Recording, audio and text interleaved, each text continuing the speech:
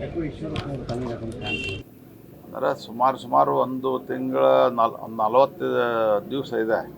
40 ದಿವಸಗಳಲ್ಲಿ ಸಾಕಷ್ಟು ಬದಲಾವಣೆ ಆಗ್ತದೆ.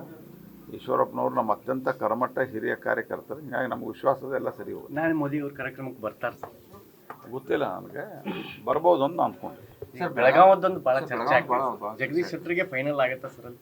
ಬೇರೆ ಬೇರೆ ನನಗೆ ಜಗದೀಶ್ ಶೆಟ್ಟರ್ಗೆ ಫೈನಲ್ ಅವ್ರ ಹೆಸರು ಅಲ್ಲಿ ಇದೆ ಅಂತ ನನಗೆ ಗೊತ್ತಿದೆ. ಹಾಗಾಗಿ ಮುಂದೇನು ನಮ್ಮ ರಾಷ್ಟ್ರೀಯ ನಾಯಕರು ಜಗದೀಶ್ ಶೆಟ್ಟರು ಒಟ್ಟಿಗೆ ಜಗದೀಶ್ ಶೆಟ್ಟರ್ದು ಕನ್ಸೆಂಟ್ ಕೊಟ್ಟಿದ್ದೀನಿ ಅಂತ ಅವ್ರು ಹೇಳಿದ್ದಾರೆ. ಹೀಗಾಗಿ ಜಗದೀಶ್ ಶೆಟ್ಟರ್ ಪಾತ್ರನೂ ಏನಿಲ್ಲ. ನಮ್ಮ ರಾಷ್ಟ್ರೀಯ ನಾಯಕರು ತೀರ್ಮಾನ ತಗೋತಾರೆ. ಅದರಲ್ಲಿ ಜಗದೀಶ್ ಶೆಟ್ಟರ್ ಹೆಸರು ಮುಂಚೂಣಿಯಲ್ಲಿ ಇದೆ. ಕುಮಾರಸ್ವಾಮಿ ಅವ್ರ ದೆಹಲಿ ಭೇಟಿ ಎಷ್ಟು ಸೀಟು ಫೈನಲ್ ಆಗ್ಬೋದು?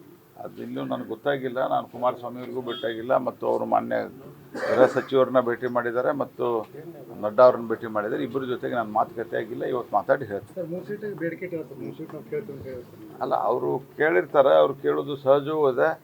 ಅದಕ್ಕೆ ಸಂಬಂಧಿಸಿದಂತೆ ಒಟ್ಟು ಚರ್ಚೆ ಕೂತಾಗ ಏನು ತೀರ್ಮಾನ ಆಗುತ್ತೆ. ಓಕೆ. ನ್ಯೂಸ್ ಫಸ್ಟ್ ನಿರ್ಭೀತಿಯಿಂದ ನಿಮ್ಮ ಪರವಾಗಿ.